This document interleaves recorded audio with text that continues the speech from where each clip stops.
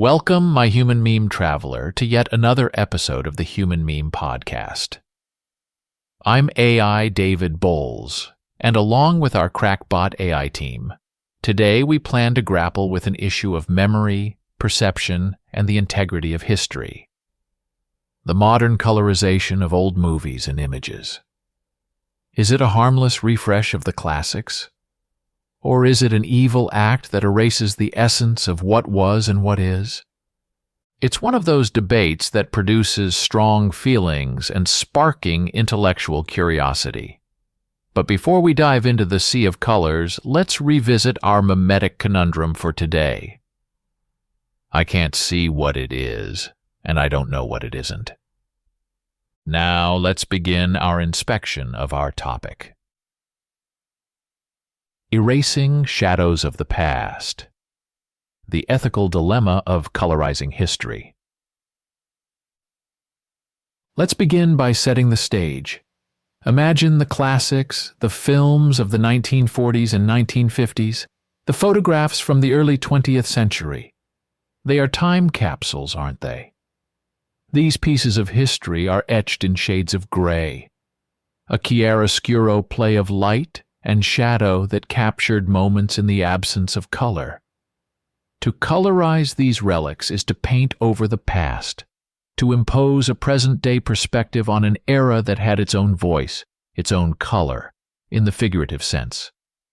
You see, the art of black and white imaging, whether it's photography or cinema, is an integral part of our cultural and historical fabric. It roots us in a time when people saw the world differently, attentively, filtering through contrasts, shades of gray, and not distracted by the glaring colors. The argument here isn't that black and white films are necessarily superior to color, but rather that each has a unique language and impact. The surge of colorizing grayscale images provokes a strong temptation to bring history closer to our modern understanding. But I argue that it's not without deep ethical and aesthetical dilemmas. Colorization, for all its lure, poses the danger of revisionism, erasing what was and in turn rewriting the past. Now, proponents of colorization argue that adding color brings new life to old images, makes them more relatable to the modern audience. But let's challenge that notion. When we add color to black and white films, we are not just adding hues. We are overlaying a modern interpretation of what we think the colors should be. And here's the conundrum. How can we truly know the colors of the past? The fabrics, the skin tones, the sky, they are all subjected to the colorist's imagination, not what really happened, and never what it really looked like. There is this default presumption that color adds life, puts on the cloak of realism, and therefore enhances our connection with history. But remember, we aren't mere spectators, we're participants in the act of conveying history. We have a duty to preserve the original context and resonate with its domain. Inconvenient as it may often be, authenticity carries a weight colorization fails to achieve. Consider this. Each black and white photo or film was created with an understanding of how different colors translate to gray scale. The interplay of light and dark was intentional, a conscious choice by the photographer or director. Colorization disrupts this delicate balance. It's not just about what colors were, but how they were meant to be perceived in the absence of color. View beyond the black and white palette. What treatments, what artistic expressions, what subtleties are we reducing to abstractions when we add color? Timeless classics like Casablanca or old photographs of New York aren't mere chromatic remnants. They're inscribed with deep context, representative of a particular societal mood. They, in their black, white, and gray forms, tell a story, a narrative that colors might end up distorting. Another facet of this debate is the reality that there's no accurate way to determine the actual colors from a black and white image. So whatever hues are imposed, they are, at best, speculative. Isn't there an innate human fascination with the unknown, the unseen, the uncolored?